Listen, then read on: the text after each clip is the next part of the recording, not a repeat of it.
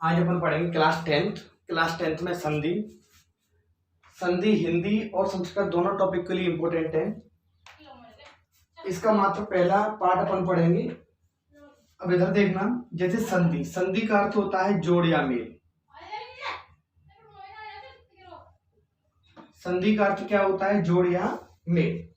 अब देखो, एक नंबर में पूछ लिया जाता है संधि का अर्थ क्या होता है? जोड़ या मेल। संधि की परिभाषा होती है दो या दो से अधिक वर्णों के मेल को, अधिक वर्णों के मेल को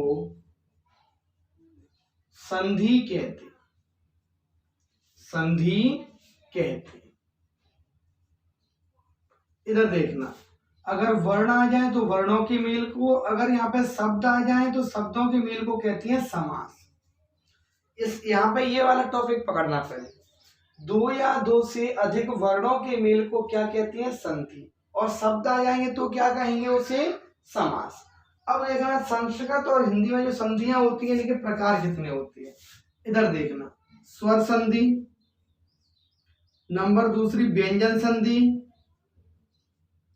नंबर तीसरी विसर्ग संधि। विसर्ग संधि ये इसके हो गए भेद। स्वर संधि, व्यंजन संधि, विसर्ग संधि। आज मैं आपको मात्र एक पढ़ाऊंगा स्वर संधि के भेद, वो भी दीर्घ स्वर संधि पर, और दूसरी संधि अपने नेक्स्ट वीडियो में आएगी।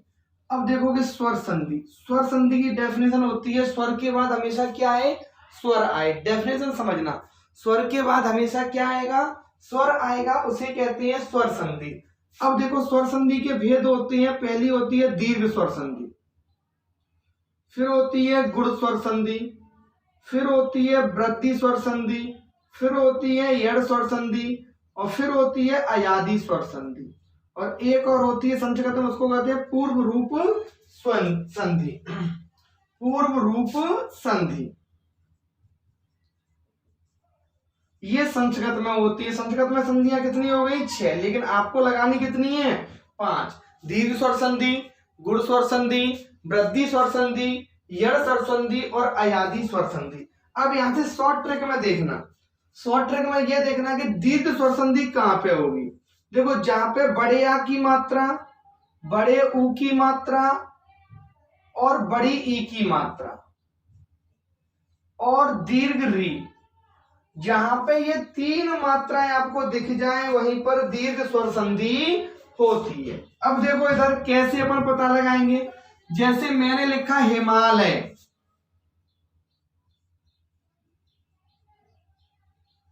अब देखो यहां पे क्या है? बड़ा आ, तो ये हो जाएगा हिम प्लस आलय। क्या है? बड़ा आ। फिर आता है विद्यालय, विद्या प्लस आलय। देखो भैया, संधि भी टूटनी चाहिए, दोनों के अर्थ अलग अलग होने चाहिए, जब ही आप कर पाओगे, वरना आप नहीं कर पाओगे। जैसे इधर दिया है ग्रीस, ग्रीस का क्या होगा? गिर, गिर मतलब होता है पर्वत, गिर प्लस ईस। फिर देखो भानुदय, भानु प्लस उदय। क्लियर कर लोगे? यहां से कितनी हो गई? बड़ा आ, बड़ी ई, बड़ा ऊ, 3 मात्राएं हो गई। अब देखना इधर पितृणम, ये भी पूछ लेता है। इधर दीर्घ होगा इस तरह, पितृणम। देखो इधर दीर्घ कैसे होगा, पेपर में ध्यान से देखना। संस्कृत के में अगर बिंदी भी रखी हुई आ गई तो भी गलत हो जाएगा। देखो, एक रा ऐसे होगा, फिर इसके नीचे एक रा होगा, हासा बना होगा, तो इसका हो जाएगा पितृ। क्या हो जाएगा? पितृ। क्या हो जाएगा? पितृ प्लस, अब देखो ये नहीं हो तो ये होगा पितृ प्लस ऋणम। क्या होगा? पितृ प्लस ऋणम। क्लियर रखोगे इसको? देखो ये किसमें टूट गया? पहला ता और रा में, और री बचा तो री ये आ गया ऋणम। क्लियर रखोगे इसको? अब इसका सेकंड पार्ट नेक्स्ट वीडियो में देखना। अगर वीडियो अच्छा लगा हो तो लाइक और शेयर जरूर करें।